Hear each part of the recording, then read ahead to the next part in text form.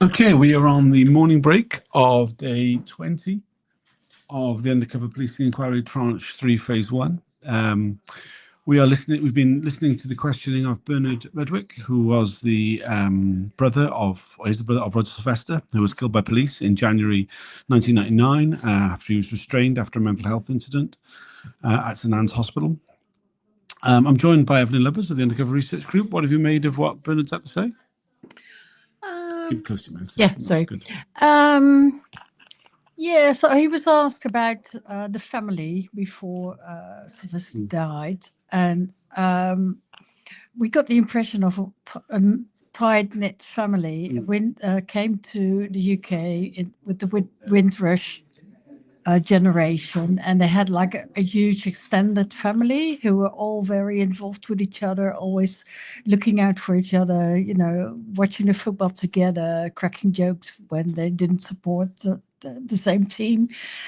And they were all like really very close. We heard that he was like very bright at school, like loved math and chemistry. And well, no issues with the police whatsoever. That's what they're always digging for. Yeah, so I mean, we started seeing the reports. Bernard was killed on the night of the 11th of January 1999, which is actually Bernard's birthday. But the life support machine wasn't turned off until the 18th. On the 24th, the family held a march to Tottenham Police Station. And it's from that very first event that the Justice for Roger campaign, which was entirely run by the family, there was a lot of questions today about outside influence on that campaign. Bernard was very clear it was entirely just the family who ran that campaign. That very first event was reported on by the undercover police officer, HN81, who's the cover name Dave Hagan. Once again, the officer who has managed to weasel his way out of appearing to give evidence at the inquiry. And from that very first event, he reports, we saw numerous reports of all the early events. I mean, the questioning of Bernard about the Roger Sylvester campaign really focused in on that first year. There were other later reports, but we weren't taken to them. It was just the focus was on those very early events.